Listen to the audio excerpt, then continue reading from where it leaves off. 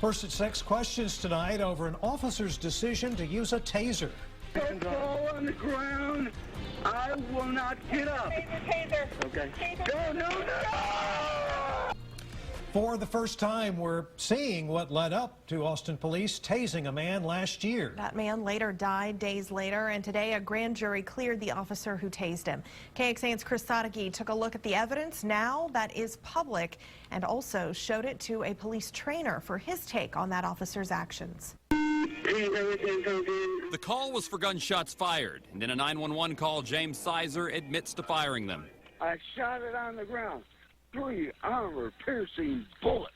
The first officer sees Sizer and tells him what to do. I want you to get down on the ground for me. Just get down on the ground for me. Just get down on the ground. You're going to get down on the ground. But Sizer gives an explanation. Get on the ground. I can't. Why can't you?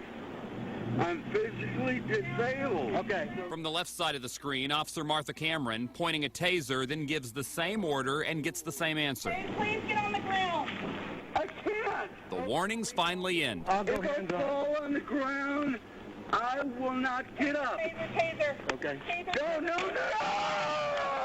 The 62-year-old falls back, hitting his head. He was alert and talking after, but would die from complications 8 days later. So pretty close to textbook. Jerry Staten helps train law enforcement and says the two officers used basic tactics for a shots fired call. But what if Sizer was unable to get down? It's not that you ignore it.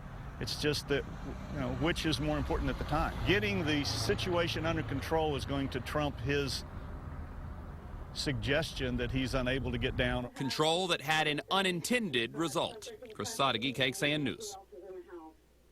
The attorney for Sizer's family says they are disappointed about the grand jury decision. They have filed a civil lawsuit in this case.